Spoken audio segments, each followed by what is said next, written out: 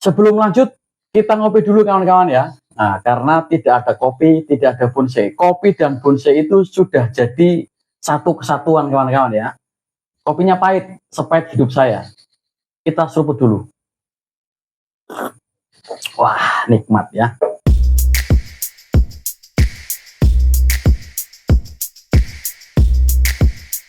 Assalamualaikum warahmatullahi wabarakatuh, Sobat Bonsai. Jumpa lagi di channel Hutan Bonsai, channel yang khusus membahas tentang bonsai kawan-kawan ya. Selamat pagi, siang, sore, dan malam. Selamat juga saudara-saudara kita yang ada di Indonesia Raya. Sebelum membahas tentang pohon ini, kita bahas dulu asal mula kata bonsai ya. Bonsai sendiri itu dulu yang pertama mempopulerkan itu orang-orang Cina. Kekaisaran dulu orang Cina itu menanam pohon obatnya itu di pot. Nah, terjadilah sampai sekarang kalau pohon ditanam dalam pot itu namanya bonsai. Lah, kata-kata bonsai juga diambil dari negara Jepang. Bon itu tanaman, sai itu tumbuhan.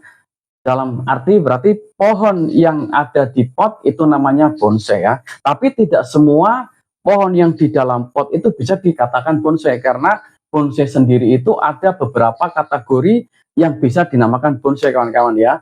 Mungkin kurang jelasnya nanti kita bahas di kolom komentar. Dan kita masuk ke pohon ini ya. Ini pohon loa ya. Pohon loa kalau di Jawa Barat namanya pohon lo, kalau di Jawa Tengah namanya pohon ara.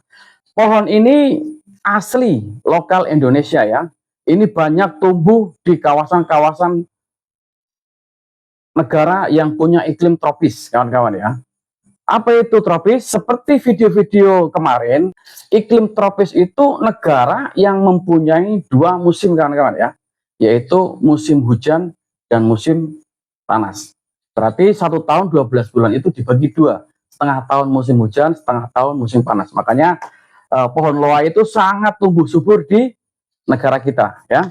Habitat asli dari pohon loa itu tumbuh di sekitar sungai ya, kali-kali di sungai pokoknya ya. Kalau di Jawa namanya kali, kalau di nasionalnya namanya sungai kawan-kawan ya. Pohon ini karakternya cepat besar, tumbuhnya cepat besar ya, karena pohon ini harus ada air. Pohon ini tidak bisa kurang air, kalau kurang air pasti layu. Kalau di dalam pot itu maksimal itu 2 hari harus siram. Kalau tidak harus siram itu pasti layu.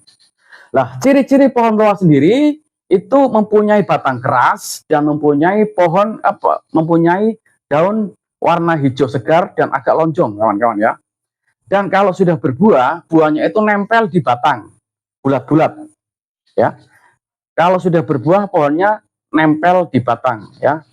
Makanya kalau kawan-kawan pembonsai yang hobi bolang itu menemukan pohon di sekitaran sungai, cirinya seperti ini, kalau ada karakter-karakter yang bagus, dongkel aja ya.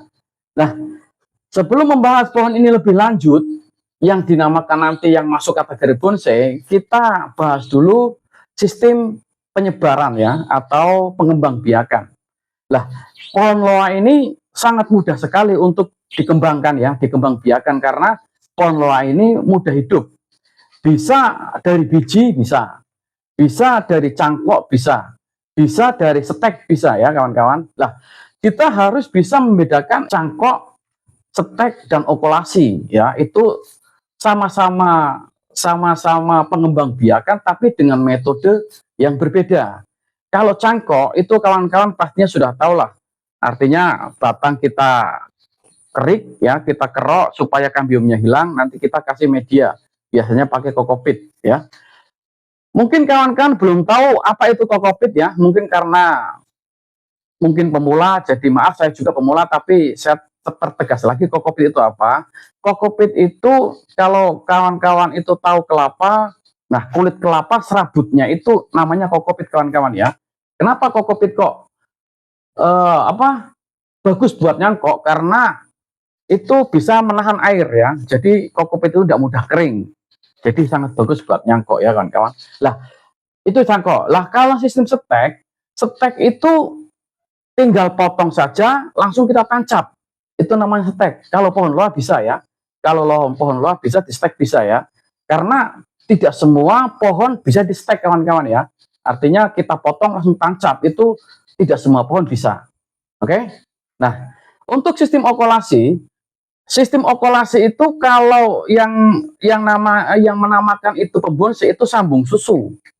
Artinya tunas dari pohon yang lain ditancapkan ke batang pohon ini, itu namanya kalau istilahnya okulasi, istilah pertanian, tapi kalau istilah bonsai itu namanya sambung susip ya. Nah, kita masuk ke ranah bonsai. Apa itu bonsai? Bonsai itu pohon besar di pot itu dikerdilkan ya. Jadi walaupun di pot tapi kelihatannya pohon itu tua, itulah yang dinamakan bonsai kawan-kawan ya. Sebelum lanjut kita ngopi dulu kawan-kawan ya. Nah, karena tidak ada kopi, tidak ada bonsai. Kopi dan bonsai itu sudah jadi satu kesatuan kawan-kawan ya. Kopinya pahit, sepahit hidup saya. Kita seruput dulu. Wah, nikmat ya. Nah, kita masuk ke pohon ini kawan-kawan ya. Yang namanya bonsai itu seperti yang di atas saya sudah uraikan.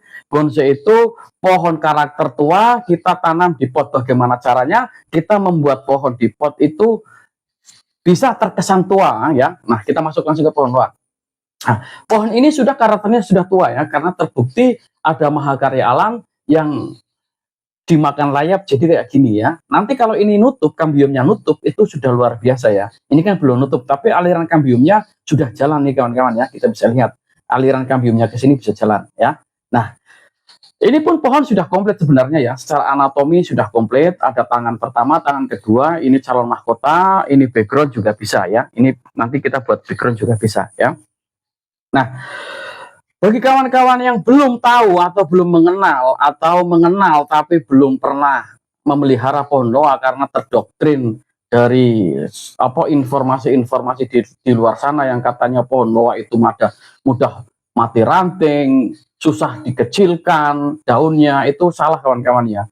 Karena saya menyaksikan sendiri di teman-teman saya, itu pohon loa itu udah yang daunnya udah kecil ya banyak, yang sudah laku 2 digit pun ada kawan-kawan ya. Jadi masalah bagus dan tidaknya pohon itu tergantung kita buat kawan-kawan ya.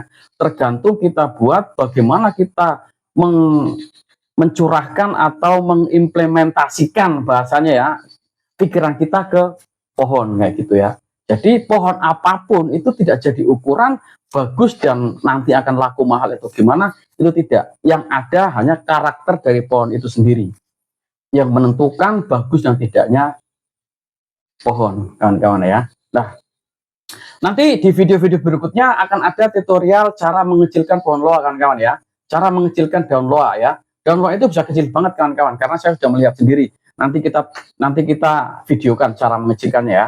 Dan pohon loa itu kurang dan lebihnya kayak gini kawan-kawan ya. Kita bahas lebihnya dulu. Kelebihan dari pohon loa itu cepat besar ya. Tidak seperti pohon anting putri, tidak seperti pohon asem Jawa yang pertumbuhannya itu lambat sekali. Kalau ini cocok untuk pemula karena cepat besar ya. Lah, tapi kekurangannya pohon loa itu di saat repotting kawan-kawan ya. Apa itu repotting? Nah, kita jelaskan ya. Repotting itu pengangkatan dari ground ke pot. Ya, itu memang butuh penanganan khusus kalau loa ya. Jadi tidak biasa sembarangan langsung kita dongkel dari lahan ground kita ambil ke pot, itu tidak bisa, nanti kita bisa mati. Nah, caranya bagaimana caranya repotting? Nah, kita ajarin ya. Pertama memang butuh waktu ya. Pertama butuh waktu, kita bongkar dulu. Misalkan ini kita bayangkan di ground ya, kita bongkar dulu. Nah, akar-akar yang dominan besar kita potong dulu ya, sisakan akar yang kecil. Nah, setelah nanti 1 bulan atau 1,5 bulan akar-akar yang kita potong itu sudah tumbuh akar serabut, lah nanti yang akar-akar kecil itu kita potong, kita bisa langsung naikkan ke pot gitu kawan-kawan ya. Artinya repottingnya seperti itu. Nah, tidak bisa seperti pohon kimeng atau pohon apa yang langsung bisa dicabut, langsung bisa dipot, itu bisa. Tapi kalau pohon loa memang penanganan khusus. Lah itu namanya karakter dari pohon kawan-kawan ya. Artinya kita tidak bisa menyamakan perlakuan dari pohon satu ke pohon 2. Nah, dibutuhkan kecerdasan, dibutuhkan ilmu kawan-kawan ya. Nah, untuk repotting ya. Lah untuk cutting lah, ini tak kalah pentingnya untuk cutting ya. Cutting untuk pohon loa, kamera kita shot ini ya. Nah, contoh ini cutting ya. Nah, kalau cutting pohon loa itu jangan langsung, tidak ada mata tunasnya, kita sisain mata tunas. Misal kita akan motong sini, lah ini kan mata tunas, lah kita potong di sini. Nah, kalau motongnya sini, ini akan mati. Nah, jadi kalau tidak ada mata tunas, itu akan ranting akan mati. Nah, caranya gitu aja, hanya gitu, kawan-kawan ya. Nah, mungkin segitu saja untuk review pohon ini. Nanti kapan-kapan kita bisa lanjut untuk pohon-pohon berikutnya, ya kawan-kawan ya. Mungkin kurang jelasnya kita bisa diskusi di kolom komentar, karena ini sudah malam. Yang kameranya juga udah ngantuk kelihatannya. Kita udahi saja. Assalamualaikum warahmatullahi wabarakatuh. Salam bonsai, salam lestari. Cus.